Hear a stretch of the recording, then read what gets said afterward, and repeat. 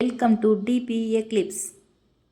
இந்த வீடியோ பதிவில் நம் வாழ்க்கையில் நாம் சந்திக்கும் நல்லது கெட்டது, நல்லவர்கள் தீயவர்கள் போன்ற எந்த சூழ்நிலையிலும் நம் மனம் அமைதி இழக்காமல் எப்போதும் மன திருப்தியுடன் மன அமைதியுடன் மகிழ்ச்சியாக இருக்க உதவும் ஸ்ரீ கிருஷ்ணரின் சிறந்த பக்தனாக விளங்கிய ஏகநாதர் வாழ்க்கையில் நடந்த ஒரு நிகழ்வை சிறு கதையின் வாயிலாக பார்க்கலாம்.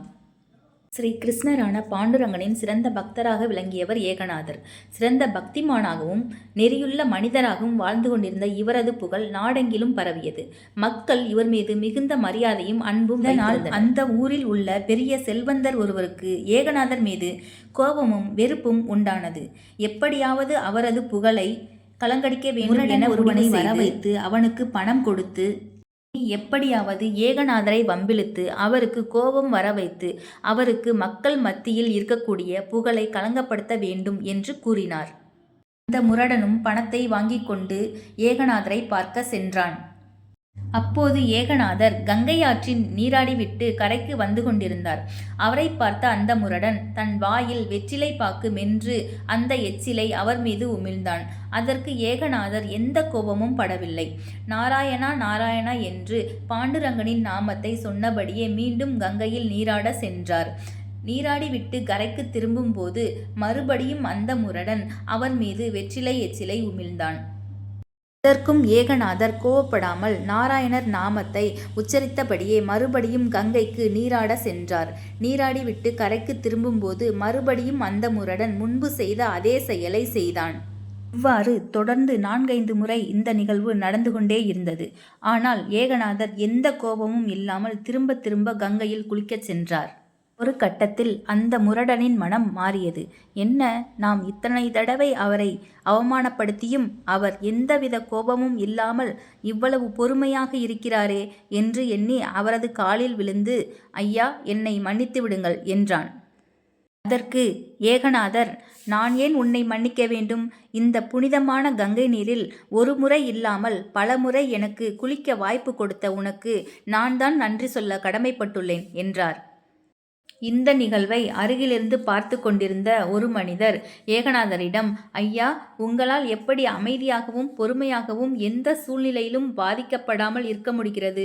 அந்த ரகசியத்தை நான் தெரிந்து கொள்ளலாமா என்று கேட்டார். அதற்கு ஏகநாதர் அவரை சற்று அவரது ரேகையை ஆராய்ந்து பார்த்த ஏகநாதர், உனக்கு இன்னும் 7 நாட்கள் மட்டுமே ஆயுள் உள்ளது, அதன் பிறகு நீ இறந்து விடுவாய் என்றார்.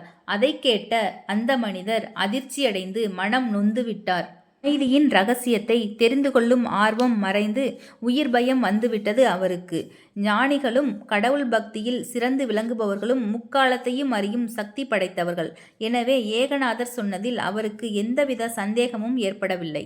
பிறகு அவசரமாக வீட்டுக்கு சென்று மனைவி மக்களிடம் நடந்தவற்றை கூறினார். குடும்பமே அழுது புலம்பியது.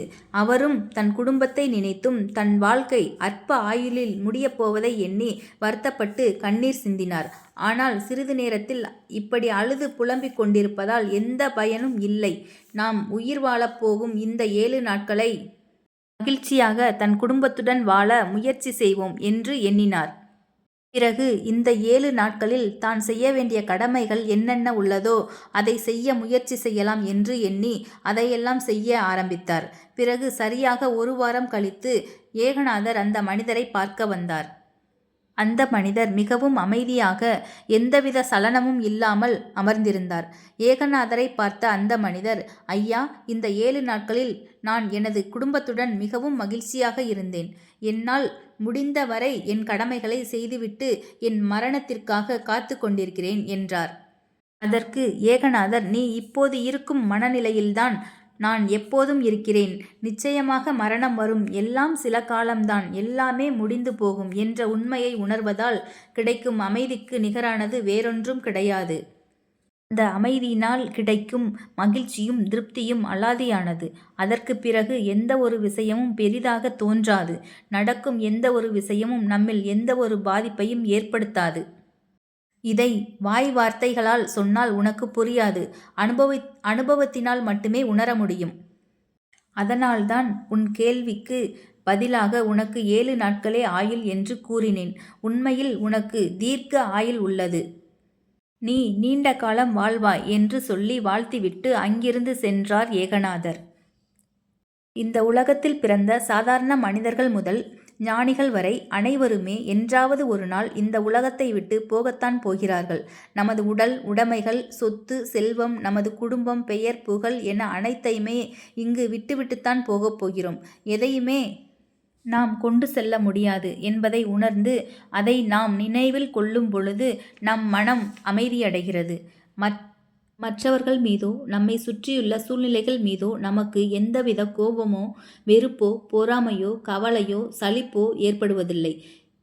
இந்த கதை உங்களுக்கு பிடிச்சிருந்துச்சுன்னா கமெண்டில் சொல்லுங்கள். BuyMode e-shopping app.